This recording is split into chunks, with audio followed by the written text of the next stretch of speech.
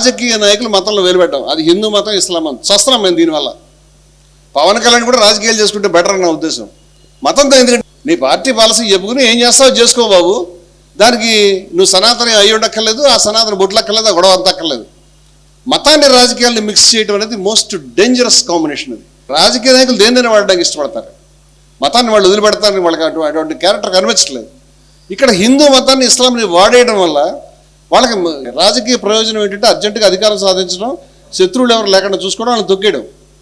ఇటువంటి పాలసీ ఉన్న వాళ్ళు మతంలోకి వచ్చిన తర్వాత వాళ్ళ తాకిడికి నిజంగా రాజకీయ ప్రమేయం లేనటువంటి మత పెద్దలు, ఆధ్యాత్మిక విలువలను నమ్ముకునే వాళ్ళు సతమతం అవుతున్నారు. అందువల్ల రెండు మతాల్లో కూడా ఈ యొక్క ప్రమేయం వల్ల చాలా ఇబ్బందికరమైన పరిస్థితులు ఎదురవుతున్నాయి.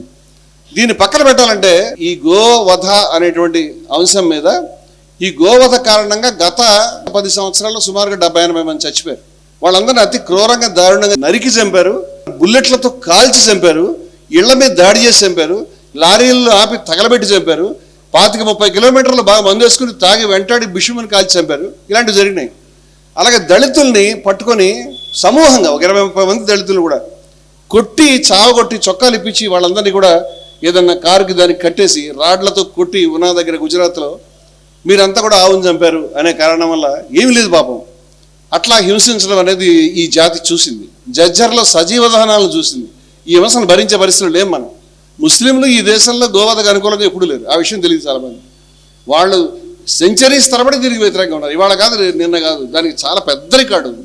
మొఘల్స్ పీరియడ్లో అది బ్యాను. బాబర్ తన కొడుకు చెప్పాడు, ఆపేరు బాబు, ఇలాంటిది మనం కనుక అధికారంలోకి వస్తే భారతదేశంలో మొట్టమొదట భారతదేశ పౌరుల యొక్క వాళ్ళ యొక్క సెంటిమెంట్స్ మనం గౌరవించాలి, అది మనం జరగకుండా చూడని ఆయన ఎక్కువ కాలం లేడు, 40 ఏళ్ళు బతుకు చచ్చిపోయాడు బాబరు. ఇక్కడేం పెద్ద రాజ్యం నెలకొల్పుకి ఎక్కువ కాలం పాలించిన వాడు కాదు. హుమాయూన్కి చెప్పాడు, హుమాయూన్ కూడా అంత రాజ్యం ఏం చేయలేదు. అక్బరు కాలంలో మనిషిని చంపితే ఉండేటువంటి శిక్షల కంటే ఆవును చంపితే ఇంకా ఎక్కువ కఠినమైన శిక్షలు ఉండేవి. అలాగే జహాంగీర్, అలాగే షాజహాన్. ఔరంగజేబు దుర్మార్గుడు, మతోన్మాది, ఆడి పీరియడ్లో లేవు, వాడు దాన్ని డైల్యూట్ చేశాడు. కానీ కంటిన్యూస్గా ఆ తర్వాత కూడా మనకి హిందువులు ముస్లింలు కలిసి తిరగబడింది. ప్రథమ భారత స్వాతంత్ర సంగ్రామంలో ఆవు కొవ్వు, పంది కొవ్వు తూటాలకు పోస్తున్నారు అనేది ప్రధానమైన కారణం. వాళ్ళు తిరగబడిన తర్వాత బహదూర్ షా జఫర్ గారు తిరగబడక ముందే దాన్ని ఆయన రాజ్యంలో బ్యాన్ చేస్తున్నాడు. హిందువులు ముస్లింలు కలిసి ఆయన చక్రవర్తిగా ఎన్నుకున్నారు. అంచేత భారతదేశంలో చాలా సంస్థలలో, చాలా ప్రాంతాల్లో, చివరికి కాశ్మీర్లో మన ఆర్టికల్ 370 రద్దు చేసేదాకా అక్కడ గోవధపై నిషేధం ఉంది. ఆర్టికల్ 370తో అది పోయింది. ముస్లింలు మెజారిటీగా ఉన్నటువంటి లక్షద్వీపాల్లో గోవధను నిషేధించారు. ఇది ముస్లింస్ అసలు ఇష్యూనే కాదు. అంతేకాకుండా ముస్లింస్ రోడ్ల మీదకి వచ్చి ఉద్యమాలు చేశారు. దీని గురించి ఇది కూడా తెలియదు.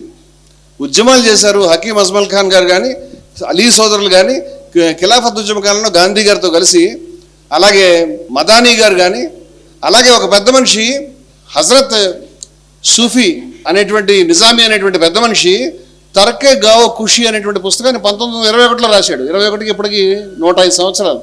ఏమనంటే ఆవుని చంపొద్దు, గోవధ నిషేధించాలని. అంటే ఆయన చరిత్ర పెద్దది. ఆయన కృష్ణుడి మీద, గాంధీ గారి మీద కూడా పుస్తకాలు రాశాడు. అలా రాసిన వాళ్ళు చాలామంది ఉన్నారు.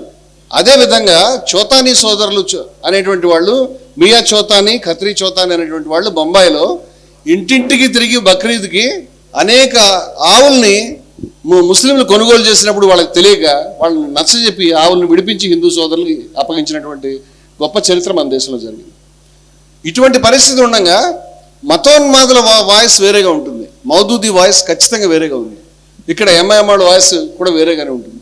నేను వాళ్ళకి I don't care and we don't consider them. Jinnah శుభ్రంగా ఆవు మాంసం, పంది మాంసం తిన్నాడు. ఆయనకి చాలా ఇష్టం. ఆయన ఏ రోజు మతంలో లేడు. ఆయనకు ఉర్దూ రాదు, ఆయన నమాజ్ చేయడం రాదు.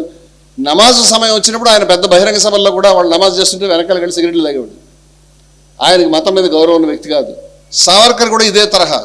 సావర్కర్ ఆవులను చంపి మీరు కావాలంటే సైనికులకి పెట్టండి, ఆవు దేవతలు ఉండడం ఎక్కిరిచ్చాడు. అంచేత సావర్కరు, మౌదూదీ, జిన్నా ఇటువైపు ఉన్నారు. గాంధీ, మౌలానా అబుల్ కలాం ఆజాద్, అల్ హిలాల్ అనే తన పత్రికలో పదే ఆయన గోవధకు వ్యతిరేకంగా క్యాంపెయిన్ చేశాడు. ఇటువంటి చరిత్ర వేరే ఉంది. అంచేత ఈ దేశంలో ముస్లింల్లో లోపల అంతర్వాణి ఇలా మనం తడితే బయటకు వస్తుంది. ఆ విధంగా గోవధకు వ్యతిరేకమైనటువంటి చరిత్ర ఉంది. చాలా మంది చెప్పలేరు ఇవన్నీ కూడా. అంచేత ఈ ఒక్క గొప్ప అంటే మౌలానా అబుల్ కలాం ఆజాద్ యొక్క, గఫర్ ఖాన్ గారి యొక్క, అనేక మంది మహనీయుల యొక్క వారసత్వంగా ఈరోజు ముందుకు వచ్చి చాలామంది ముస్లిం సోదరులు రాబట్టి ఇక్కడ గౌరక్ష సేవా సమితి అనేటువంటిది పురుడు పోసుకుంది.